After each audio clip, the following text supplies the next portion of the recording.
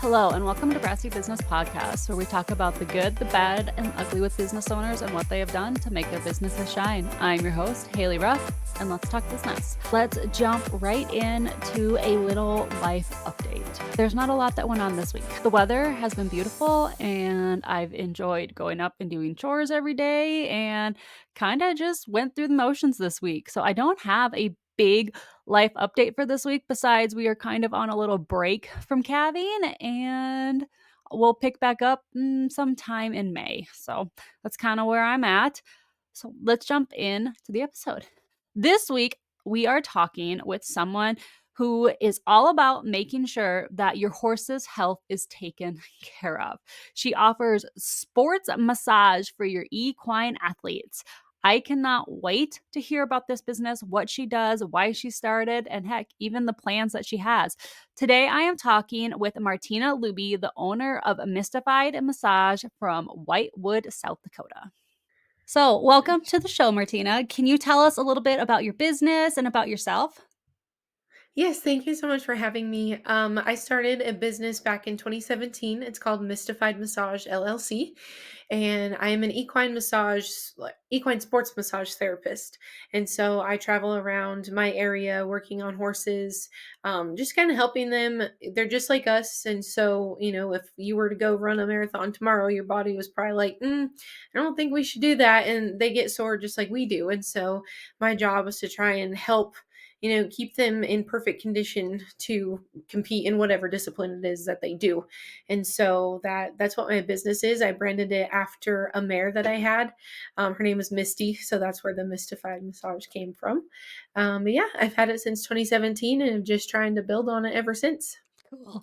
Excuse me. Cool. So, I like to start at the beginning. So, can you take us like all the way back and tell me why you decided to start it in the first place?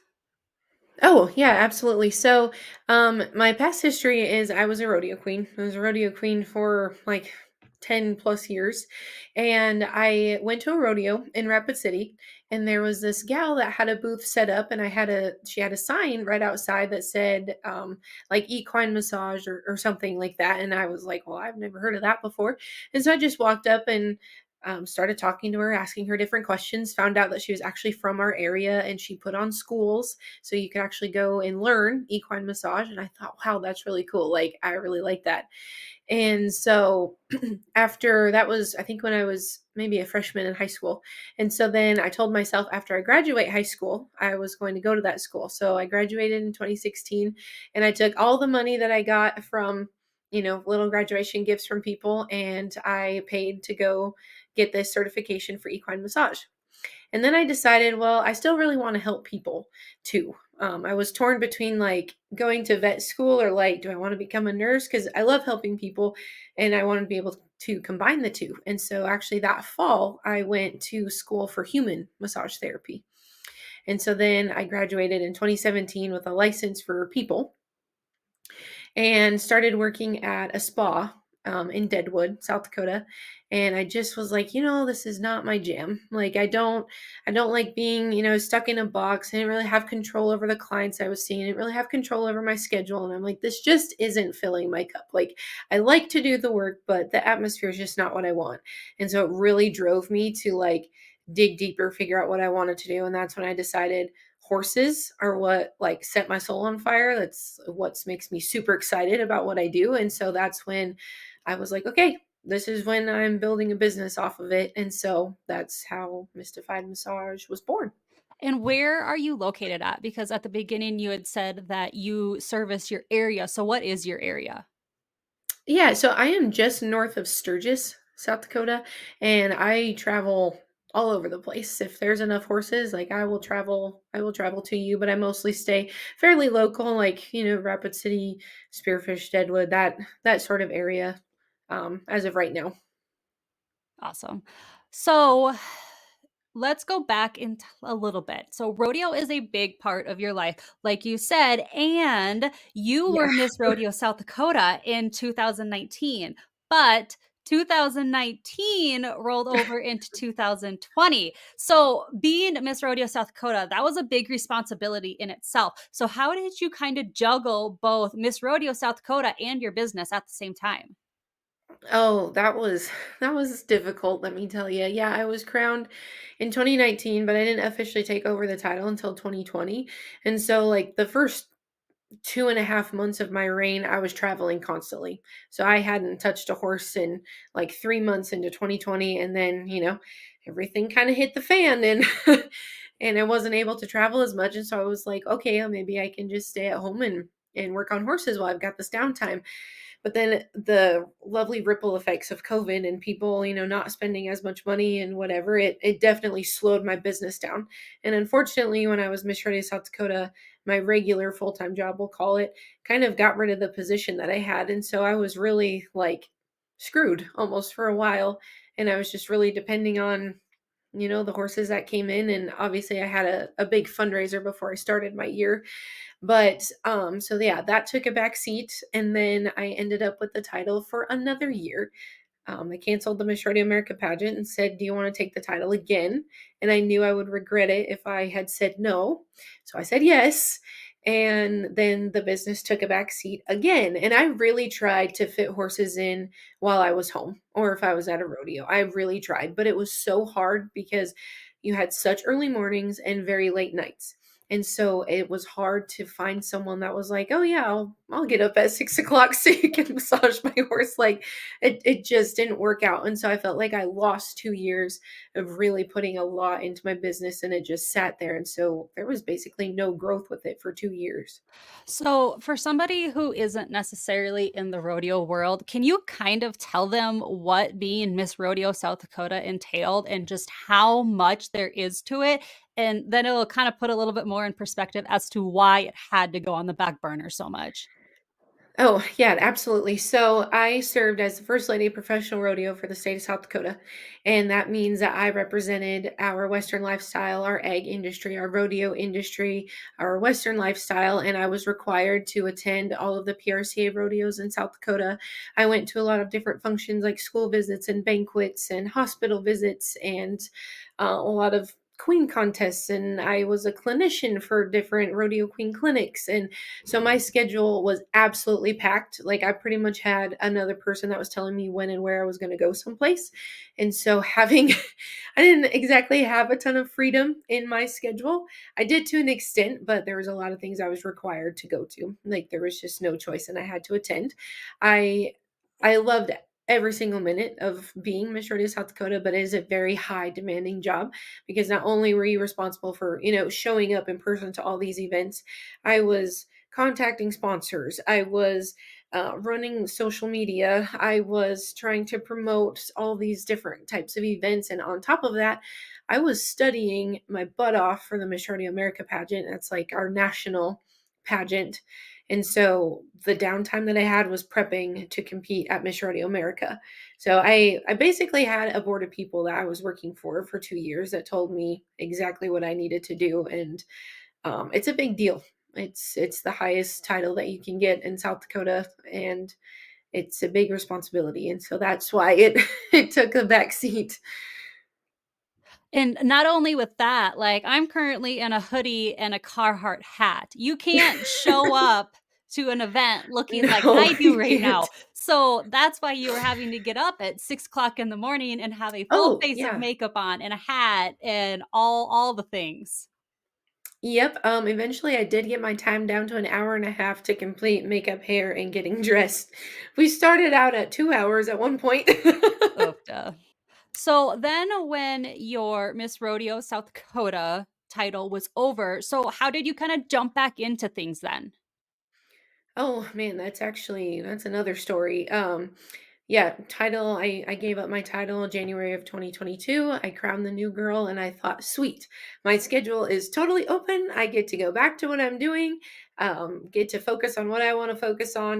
My only responsibility now is doing what I want and what makes me happy.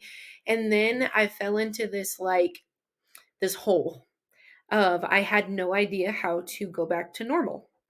I was so used to knowing exactly what I was doing, you know, where, what, why. I knew what I was doing all the time. I had this strict schedule, this strict routine. Um, I knew exactly what I was doing. And then all of a sudden that was gone. And I was like, I don't know how to manage my time. Like I felt empty almost because that title, like you have it for a year, right? But you don't plan it for 2 years. And so it truly became a part of my identity. And I kind of feel like it almost swallowed my identity sometimes. Like I wasn't just Martina, I was Martina Loobey, Miss Rodeo South Dakota. And that just like followed me. That's just who I was. And so I forgot about the things that, truly made my heart happy. Like the roots that I had were lost. And so I had to put a lot of work into myself to like figure out what I loved again. And it took about a year before I was back to feeling like normal, like this was normal. And a lot of queens go through it, but like no one talks about it. Mhm. And so when I was talking to some former queens, I'm like, I don't know what to do with myself. Like I don't know how to jump back into, something. And especially my business after it's sitting for 2 years, I'm like, how do I just pick up and start where I left off? Because there's a lot of work that needs to be done, and it just seems so overwhelming that I didn't know where to start. Mhm. So where did you So it was start? just I just started contacting the clients that I had that I still saw as regularly as I could in those 2 years, and then it was like, okay, I need to get better. I just did a whole bunch of social media for my queening. Let's apply those tools to my own personal page, and let's try and get that going. And let's try and I ended up doing a lot of Little Britches rodeos where the gal that ran them, super nice gal. She didn't even charge me to set up. I didn't have a vendor fee or anything, and so I brought the products that I brought into my business. I set them up there. I was doing chair massages there, and I just started talking to people. And so those little britches rodeos and those little tiny vendor spaces that I had, I feel like that helped propel me and like gave me a start again. And then it like got me back into my groove. And I mean, we're still trying to gain more clients and get back into a groove, but that's probably what really got me back into it. Right, and that happens so much to where you have so much stuff on your plate that you're like, "I don't even know where to start." Like, there is a mountain in front of Yeah. me that I have to climb, and it's just one thing at a time. Pick the easiest thing and start there. Yeah, exactly. And I was like, I just want this to be a good business. And I was so like sad and almost depressed that like it just sat, on the back burner for 2 years. And I was like, I should have been doing more, but it's like in reality, I had no time to do more. So yeah, I kind of felt like I was starting from the ground up again. Right? What does the process look like for your clients? I book you, and then what happens next for the session? Yeah, absolutely. So if you reached out to me and said, "Hey, I think my horse could benefit from this," or "I've got some questions for you," I'll kind of ask you some routine questions like, "What is it that you do with your horse? What do you think the issues are that you're having? Like, what are you seeing or what are you feeling while you're riding?" Ask you if you've tried anything else. Have you seen a vet or a chiropractor, or have you given him pain meds or something for an example, just trying to figure out maybe what the issue might be over the phone, just so I can get a better idea. And then you and I will pick the best time that works for you if you're coming to me or if I'm coming to see you. And then when we get there, I'll, for brand new client, obviously have a little discussion about what it is I do and who I am. And then I will have them walk the horse away from me so I can just kind of see if he's moving, pretty freely and pretty relaxed, or if I feel like we're short stepping somewhere, or if I feel like we're just super tensed up, or if we're not, reaching out in the front end or whatever. And then a lot of times I might have them trot them, away from me and then back towards me. Sometimes I'll lunge them in a circle just to get an idea of how their body's moving. And then after that, then I'll go with like my initial palpation. I usually start at the pole, work my way down the neck and their back just to see if there's any points where they go, okay, that's pretty sore. Okay, that hurts. So I know where to focus a little bit more of my time. And then I literally just start at their nose and work my way to their tail. Nose to tail. Nose to Nose tail. to tail. So you've worked on humans and you've worked on Yeah. horses. So can you kind of tell Yes. me what are some of the struggles? What are some of the differences besides, like equine and human on working on animals versus humans? Yeah, so I mean, humans are obviously a lot easier to communicate with. They can actually point exactly where it's hurting, explain to me if they did something to injure it, explain to me if they've got a history with, whatever condition it might be. And so it's a lot easier for me to be able to help them because they can tell me exactly what's going on. For horses, they can't do that. And so I really have to use my touch and watch their body language and watch the signs that they're giving me to try and figure out, is this the place that is the issue, or is it referring to this place? And so it's maybe a lot more like mentally exhausting for horses because I'm putting so much more energy into it. Um, Massage therapists, they often like schedule a break in between, people or horses. And it's because we're not just like physically tired. Now we're like mentally tired because we had to put like all of this energy into you, right?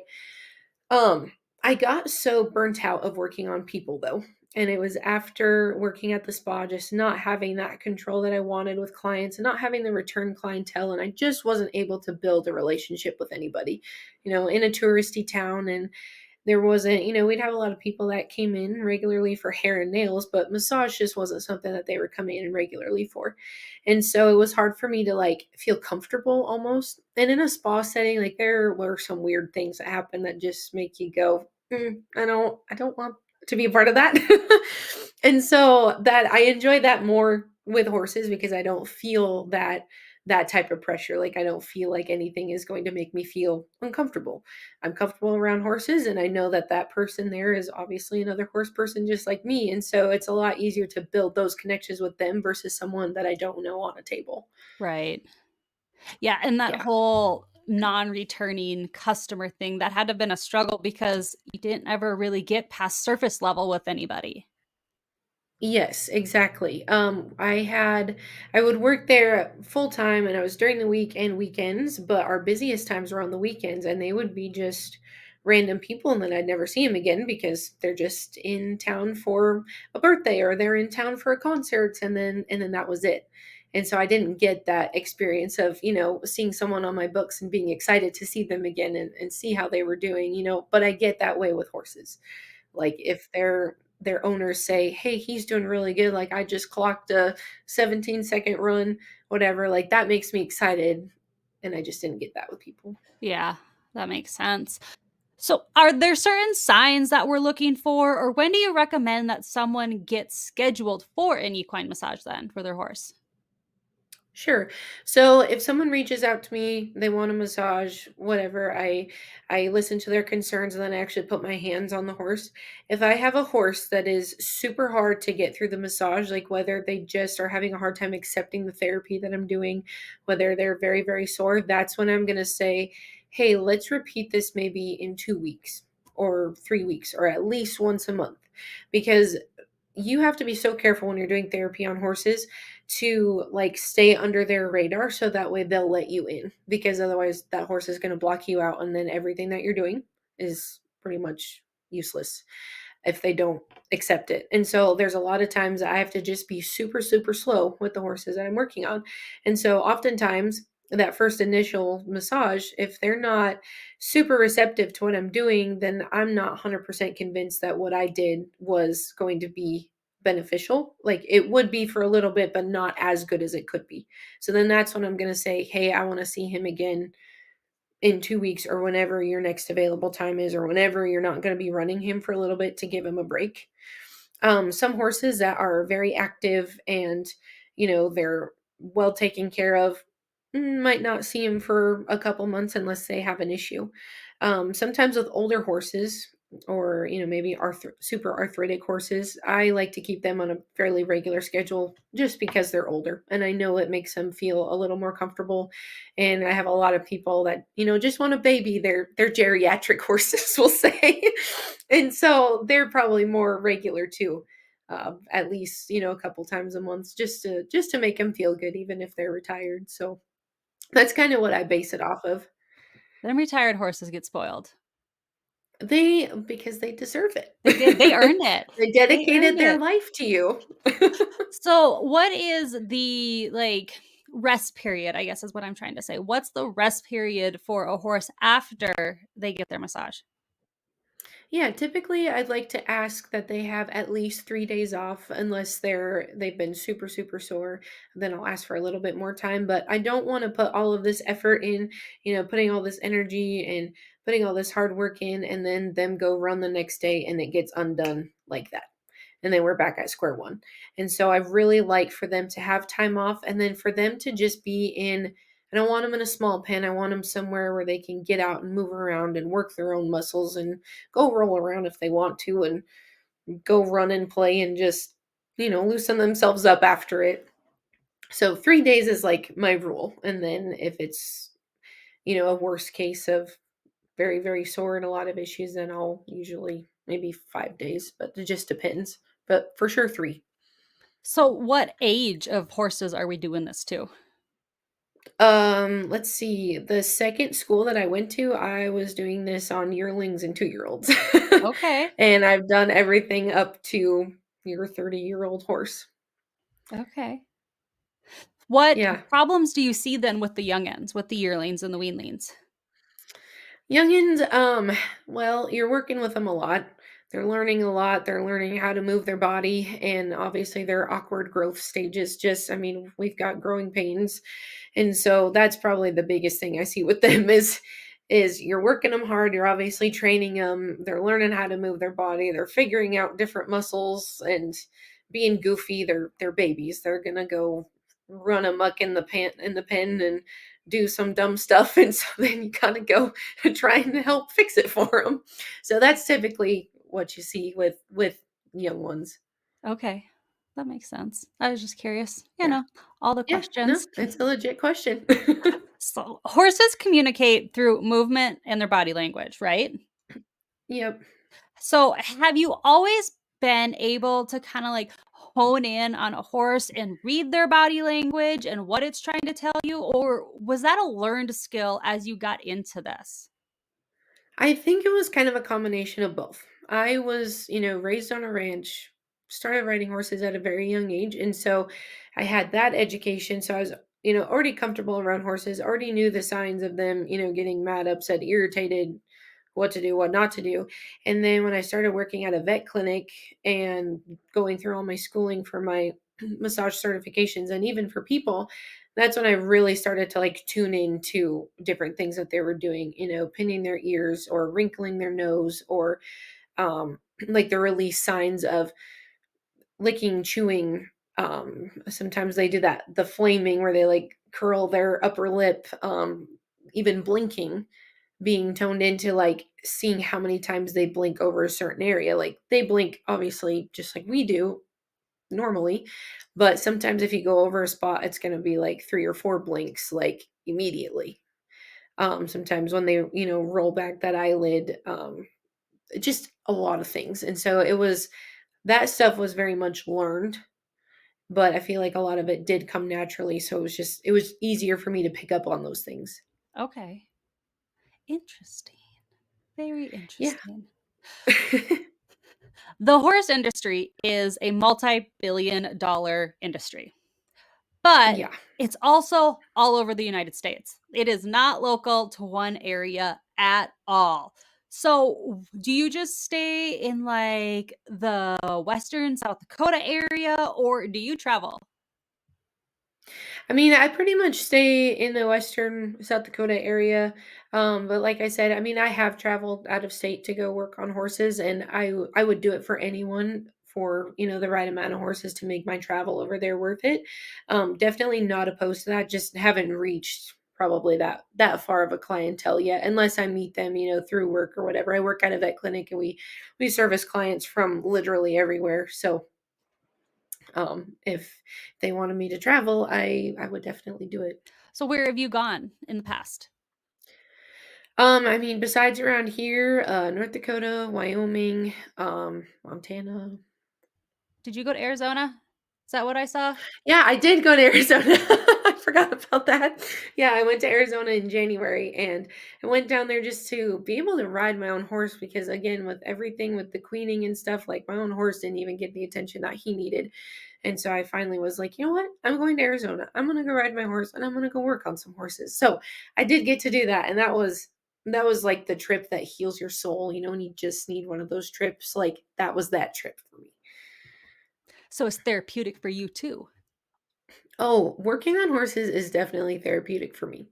Like sometimes, like if a client wants to sit there and talk with me, love it. Sometimes if we just sit there in silence, that's fine too. But I'm just so genuinely happy when I'm working on horses. And people ask me like, "Do you ever get tired?" And I'm like, "Yes, I do get tired, but it's also like recharging for me because I feel so good after I do it." That's awesome. I love it. I love it. Horse chiropractic is big, right? Making Yeah. sure Mhm. everything is in line just like it is for humans. Do you have a chiropractor that you kind of work with? Like, hey, I just took my horse here and we got everything put into place, but I feel like you need something more that they maybe send them to you, or are you kind of just like soloing it? No, I work with a couple actually. That happens to me all the time where we get a horse that if we just maybe can't pinpoint what's going on. And so either, they come to me first and then I'll say, okay, I think we've got something else that I can't quite get. And so there's a gal in Belfouche that I work with a lot, Terry Kissick. She's very well known in the area, and she learned from a guy named Bill Hackett. And this was like a long, long time ago. So in the massage world, when I was learning people massage, a long time ago, there was no like licensing required, right? And it was just like a learned skill. And then obviously licensing became a thing and became required. And so some of those people were just, after they'd done so many hours of massage therapy, they were just grandfathered in and never had to take like the national exam. So this is kind of the same way that Terry learned chiropractic. That was kind of the same flow of things. But I work with her constantly on horses. We bounce horses back and forth all the time. Sometimes we're there the same day working on horses and working together on a specific horse.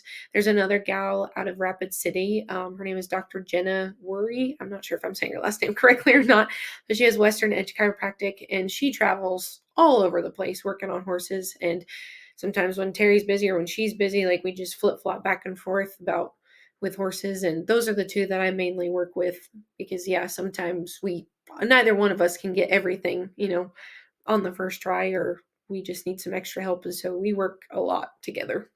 So working with them, you kind of make like the holistic approach. Like let's make sure everything's in Hmm. the correct place, and then let's make sure that the muscles are also feeling good so that the ligaments and everything are staying in place. Yes, something that we learned in people school, like if you go to the chiropractor and then, a couple days later you're feeling back to how you were, sometimes those muscles get so tight that they just want to jerk everything back out of where they just put it. And so sometimes I'll ask people like, "Hey, let's do a massage first, then I'm going to send you to a chiropractor and make it a little bit easier so they're even just a little bit more relaxed." Because horses, sometimes, especially with chiropractic, when you make those sudden adjustments, they're going to be like, a little twitchy and a little unsure of what you're doing. And so if they're a little bit more relaxed, sometimes it's a lot easier to get those things done. That's interesting. And I love that you're working sometimes like at the same time to where, all right, let's massage first and then let's chiropractic, and it's going to be a much better outcome. I love it. Yes. Yes. And we try and do like even, if they're working with a vet and they needed to go get injections or what have you, we'll be doing that stuff in between. And sometimes these things can help prolong the injections that they just got. So it's like sometimes if it's an issue, we approach, massage chiropractic. If that doesn't help fix the issue, then, we go to a vet and we work together as a team to try and come up with the best solution for a horse. I love it. I love that approach. We could probably sit and talk for an hour about different feeds and different supplements and Oh, golly. whatever new thing is popping up in my Facebook feed tonight when I sit down and scroll. Yeah. But are there any machines that you currently use or any supplements or anything like that that you've seen that's really benefited the massage side of this? Oh, absolutely. So fun fact, I will not bring on a product or a service unless I have tried it and I have said, okay, this has made a difference in my horse. I'm going to bring it on. Because I don't want to bring in a bunch of stuff and then it not work for people. And so the very first thing that I got for my business was back on track. So they actually make stuff for horses, people, and dogs. And it is a therapeutic line of products, and they have special fibers in every single product that they make that helps with muscle soreness and increased blood flow and muscle tension. And people use a lot of their stuff while traveling. Horses get super sore while traveling up and down the road. And so I brought that stuff in because I'm like, yes, I want that. If I've got a horse that's super sore, I want to be able to just have him go throw on a sheet that I know is going to do some good. And so that's probably the most popular thing that I have. I order so much stuff for my clients. It's ridiculous, but it's because I love it and I believe in it. And a lot of people believe in it, and I believe in the company. And so that was the first thing. And then I brought on a couple of joint supplements as well. The one is called Eterna Pure. It was previously Summit Animal Health, but now they switched names to Eterna Pure, but it's because they started making a human version. So it's their very first product. It was the Summit Max is what it was called, and it was for horses. And it's manufactured in Florida, but it is the chondroitin that's in the vial. And so your chondroitin is kind of what I like to call your main ingredient in like your ligaments. And so it's literally the chondroitin in sterile water, and that's all there is to it. And so it's an injectable. Now they have like oral for dogs and cats, and then they made an oral for people also. And I give it to our two old geldings that we have. And one of them has severe navicular changes, like bad. Like he's sore all the time, gets super stove up in the winter. My other gelding had a really bad fetlock injury. He got an infection in there, and it was a career-ending injury for him. And so I gave Summit to them both. When I first heard about it from a tech that I work with at our vet clinic, and I was like, yeah, I'll try it. Like anything that I could try. If you believe in it, like that makes me believe in it because you are in a veterinary profession. So I gave it to my two horses, and they act like they're 3 years old after I give it to them. Like they have just moved so well. And so I was like, okay, sign me up. I want to give this out to people because I could name a list of 50 people that I think it would help. And then I've got Lubricin, which is also another joint supplement, but that one is the hyaluronic acid. So that's found like in it's your joint fluid. And so as we age, we start losing the hyaluronic acid. Same in people, same thing for horses. And so that's just an oral. It's like a more syrupy consistency. And so I mixed it in my grain. I gave it to my mare Misty that I named this business after. And I credit that stuff for making her live as long as she did. And so that's kind of what I've got right now. And those are the things I believe in.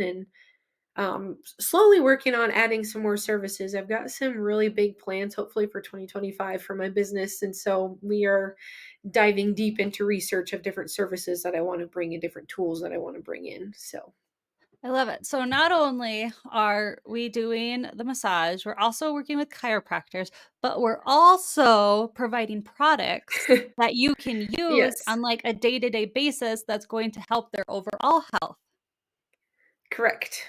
Holistic I approach. wanted stuff that went hand in hand. I Mhm. wanted stuff that was going to be a benefit. And like I said, I just wanted to bring stuff in that I knew worked for Mhm. people. Right. So if somebody's interested in any of them products, can they just reach out to you? Can you order it for them? Do you have it on hand? How does that work? Yep. So as far as the back on track in the Lubricin, you can just shoot me a message of what you want. I can order it and I can have it drop shipped to your door. So I don't keep a ton of stuff on hand unless I've got, a lot of vendor shows coming up. But it's super easy for me to just drop ship it to you. And then I have a link for the Eterna Pure that you just order off of, and it comes right to you. Perfect. Perfect. Well, if you need them products, get them. Get them. Get them. They'll make you feel really good. I have a lot of people that can attest to the human version too. Oh, okay. There you go. I love Yeah. it. Yeah, I've got two PRCA guys right now that are on it. I've got a bareback rider and a bull rider that are on it, and they said that they have felt a lot better being on it. So Perfect. Test it out for yourself and your horse at the same time. Exactly. I do have this one horse that every time I go there, like, he is a snob, like, he is a massage snob, and if I do not work on him first, he stands there and he just pouts at the trailer, and he just gives me the death glare the whole time because he's mad I'm not working on him first. It is a legit thing, like, he gets so offended if I touch any other horse before him. Yeah. And then I guess a few years ago, I had a gal reached out to me about a horse, and she wasn't super consistent with the information that she was giving me. And so I ended up having a lot of questions, and we talked quite a bit about this horse's history, and a lot of it just was not adding up. And we met at some arena, and it was snowing outside, and I thought, hey, let's go into this barn over here and just try and get out of this snow and out of this wind and whatever. So we get in there, and I'm trying to work on him, I think, and he's not having it. So this gal is holding the horse. I'm trying to work on the horse, and then there was a separate gal that was just a friend of hers, just standing like a few feet away from us. Just, we're all just sitting there talking, and he like is trying to kick that gal. Like just cow kicking out at her for no reason. This horse was trying to bite me. It was trying to kick me. It had me smashed up against a panel at one point, and I was like, I can't even figure out like how this horse is feeling because he's being so awful right now. Finally, I said, I've never had to do this, but I cannot continue because one of us is going to get hurt, and I just don't know which one of us it's going to be, and it's not worth it to me, and I'm sorry. And she'd actually asked me prior. She's like, "Can you sedate him?" And I was like, "Okay, first of all, no." If I sedated him, like I would get zero accurate reading on anything. And second of all, like I'm not a vet. I can't just like go to a vet clinic and say I need some sedation because I'm going to massage a horse. Like they're not. I can't just do that, and I cannot just administer sedation. Yeah, let me just pull out some xylazine here and yeah. So that was kind of like, and I knew she was upset, and she still has not contacted me since like till this day, which is fine. Like I understand like the frustration of the situation, but it just was not worth it to me to get hurt. After being like smashed up against the panel and like getting a hoof like this far away from my head, I was like, you know what? We're done. We are done. This horse is not safe. I don't know how else to make him happy, but he's just not, and we're just not getting anywhere. So I would say that was definitely a learning experience for you. Yeah, after that, I started being like, I didn't even charge her for it. I was like, you know what, let's just chalk it up to he's just not having it today. Like it's no one's fault really, and I just left it at that. They were like an extended friend of one of my close friends, and then I was thinking about that after, and I was like, no, I should have at least like made her pay mileage because I had to drive to her, and then it was just a wreck. And so after that, I was like, okay, if I end up running into this situation again, this is how I'm going to go about it. And so yes, it was a learning curve, and I learned what I wasn't going to put up with. It's fine if horses are fidgeting. That can be actually one of their release signs or whatever. But if a horse is being just flat dangerous, like I'm not going to put up with that. And I learned that. But also with that, did you learn like the red flags to when you need to turn a client away? Yes, I did. Yeah, and I've started asking people a lot more specific questions and a lot more like I want to get the story straight. And so, yeah, I've done a lot more like a deeper consultation with them, we'll say. Right. Yeah, that Okay, makes yeah. sense. Yep. In this process, have you ever looked back and been like, oh my gosh, I cannot believe that I just made that mistake, or I cannot believe that this just happened? It really should have been on video. I mean, nothing like funny like that, I guess, has ever happened to me, but there are some days where I question like why did I even start doing this? Because it's been like there it comes with its own challenges. So there have been days that I'm like, whose idea was this? Like, and why did I think that this was a good business to start? I love it. So, with that, I like to call it my crying in the closet moment. And we kind of touched Mhm. on it a little bit. And you had said that when you came back after Miss Rodeo South Dakota, that it was a big struggle in itself. But have Yeah. you ever had that crying in the closet? I have no idea why I started this. I don't know how I'm going to sustain it moment in this business.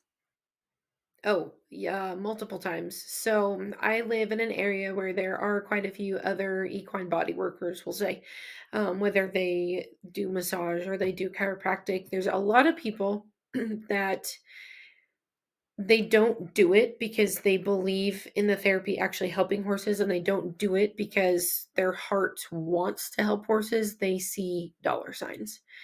And so there are a lot of people that have been, going around claiming that they do this, but they don't have a ton of education. I chose to continue my education with equine therapy. I have to do continuing education for my human license, but I have chosen to keep educating myself on equine therapy because I love it. I'm a science nut. I love that kind of stuff, but it's because there are so many different types of horses out there. I want to be able to help a wide variety. So I get these people that go out not 100% sure what they're doing, make a client like very uncomfortable, not happy with the job that they're doing, and so then they put a bad taste in those clients' mouths. So then it's even harder for us that actually care about the animal, care about helping, and it makes it super hard for us to gain more clients because we're constantly fighting the people that don't actually know what they're doing. And that's been super hard. And it's like, I've always tried to set myself apart from the other massage therapists in the area. And that's why I started, bringing in different product because not everyone was, had product on the side that they were selling.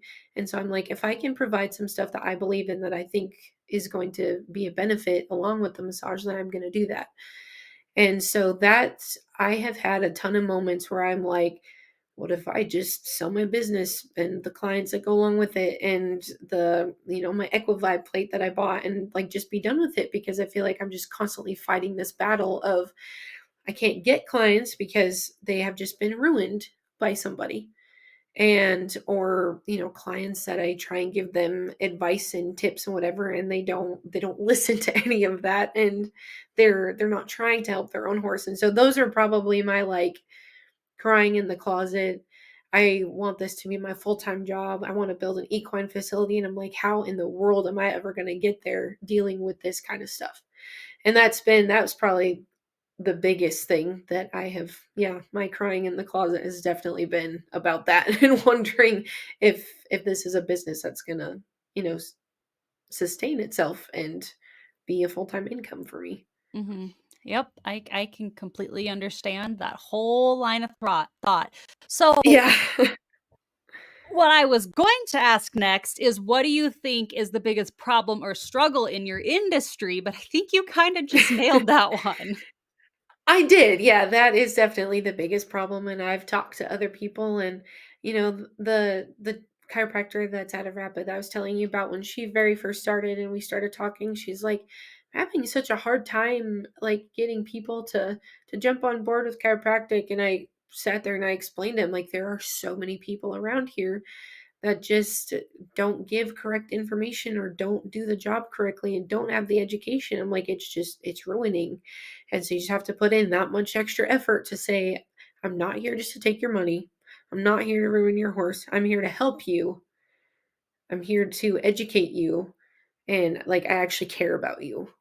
And so that's, I mean, now she's very much booked up and doing great. But so yeah, that's definitely the biggest challenge for sure. So, if somebody isn't in your region, but they're interested in this type of service, whether it be chiropractic or massage, because I feel like this will work for both of them, but what are some questions that they should ask when they're interviewing somebody or when they're talking to somebody about potentially booking a session with them that would maybe Yeah. combat the getting a crappy one? Yeah, absolutely. My first question is typically like, has your horse ever been worked on? Doesn't matter if it's massage or chiropractic. Has your horse had any type of therapy done to it? That gives you an idea if this horse is going to be receptive or if you're going to have to be a little more careful approaching the horse with a brand new thing. The next question that I ask is, what does this horse do? Is he a ranch horse? Is he a rodeo horse? If he's a rodeo horse, what event does he do? Because then that gives you an idea right off the bat of, things. If he's a team roping horse, if he's a head horse, always going left, like giving you different clues of what these horses might be having issues with. Next thing I'll ask is age. That gives me an idea of, not only behavior if they're a younger horse, but are we going to be seeing horses that don't have as good of range of motion because they're arthritic, because they're older? And then I'll ask if that horse had been to a vet for that specific issue. Sometimes I'll get asked questions where it's like, I'm not going to touch that horse until you take it to a vet and get it cleared for this type of therapy. So those are probably my top questions that I will ask before proceeding. So, with that, if me as a consumer is interested in the service and I'm talking with somebody, so I need to be looking for them having questions for me and just having knowledge as to what's going on. Is that kind of what I'm picking up on? Ye- yes. Also, to give you an example, I have a friend that does the MagnaWave, like the pulsed electromagnetic therapy. Love it, believe in it, 100%. Like, I've sent horses her way. But there is sometimes certain conditions that horses have, like it's called PSSM. It's a polysaccharide storage myopathy, and there's different types, but it's basically one of the types is when they just produce so much like sugars in their body and then they can't burn it off. And so when you do like these types of therapies, sometimes it can almost make it worse because you're working on them and then it's like their body is like, holy cow, like there's so much stuff that's going through my body and getting worked on, and it can almost make them feel worse. And so that's one of those things where um someone may not know that their horse has it, but if they tell you, then that's something that you need to be mindful of. And that's just an example that did run into with one of my client horses. And she told me like all of these symptoms this horse was having, and so we started going through like everything: vet care, feed, farrier. Like we were checking every single box and trying to figure out what we could do to help. And then I was so frustrated when I went home because I'm like, why do I not have an answer for this? And I'm like, I know I'm not a doctor, but I just feel like there's got to be something obvious here. And I'm laying in bed and like a light bulb came on, and I texted my vet like this super long message because we had actually shared the same veterinarian, and I'm like, could this be this disease? And he was like, yeah, that's a very strong possibility. And so I was like, okay. So I reached back out to her and I was like, change your feed. I was like, get like a ration balancer, don't get anything with like super high sugars, like quit giving her alfalfa, just stick to grass hay. Like, and then I was like, go exercise or go ride her, whatever. And she started getting better after that. That's awesome. But it's like that, yeah. That's just one of those examples that if someone is actually educated, they're going to know that stuff, or they're going to reach out to someone that will know to Right. be able to help you. Mm-hmm. That makes sense completely. Towards the end of the interviews, I always like to ask the same question. If you could go back in time to when you were first starting this and give yourself some advice, what would it be? And what would you tell yourself about this business? Man, that honestly, I would say you have an absolutely wild idea in your head, but don't stop pursuing it. I'm hoping that maybe next year I can actually start putting the work in for my equine facility. If I can get everything aligned this year, like I would love to be building it by next year or like next fall. And I was like putting into a business plan, and I'm like, if I present this to someone, they're going to be like, this is the most insane idea I've ever been presented with. And I don't know how your business is going to make money, and especially if you're presenting it to someone that's got zero idea of equine industry whatsoever. And so if I had to go back and tell myself, would be, you have an insane idea, but don't stop pushing for it, because this is what sets your soul on fire. I love it. I love it. Don't get me wrong, I have lots of insane ideas frequently, so I get it. I get that completely. Yeah, I started adding up all the things, and I'm like, okay. They're gonna look at me and go, "You're insane." That's a big number. That's a big number, and I'll be like, "You're right, it is a big number, but here's the number that I could potentially make in the first year of having it. Does that make it better?" So, be on the lookout because Mistified Massage, obviously have some big plans brewing.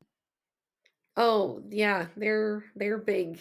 I sat down with a piece of notebook paper and I started writing, like drawing out what I wanted, and finally actually like gave it to someone that's qualified to like put it into a pretty little blueprint so I can actually see it and get correct dimensions or whatever. So there's been a lot of work so far that's gone into it.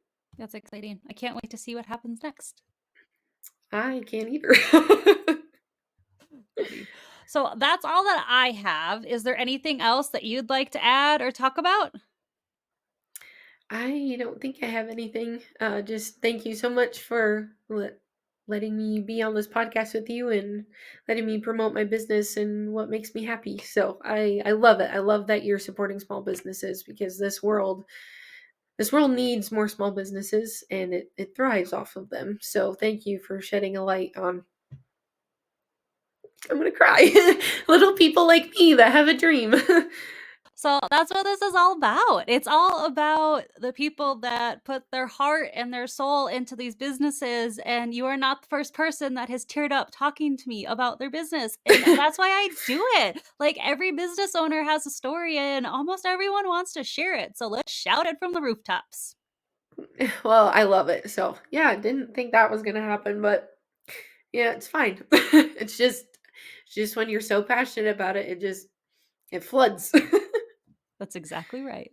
Martina, can you just take a second and tell everybody where they can find you? And all of your links will be below if they want to check you out.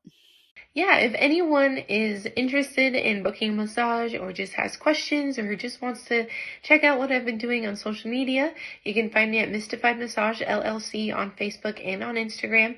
Feel free to send me a message on there, and my email is also linked. Email and phone number is also on my Facebook for you to contact me. So, okay. Well, that's all that I have. And thank you so much for joining me, Martina. It was a Sweet. great interview. Yeah. Thank you so much. Another great episode. And once again, I learned so much. I love that with the equine massage that it's working like with the holistic approach. The horse, it's working on the muscles with chiropractor, with the vet. I love it. It's a great way to go about the keeping your equine animals safe and at their best. So I absolutely loved it. I learned a lot. And thank you again, Martina, for chatting with me. That is all that I have for today's episode, and thank you for joining me. If you would like to watch the video version of this, you can find it below or search Brassy Business Podcast on YouTube. Make sure to follow us on Spotify and Apple Podcasts, and look us up on Facebook, Instagram, and TikTok so we can stay in touch. Have a great day, and I'll see you next week.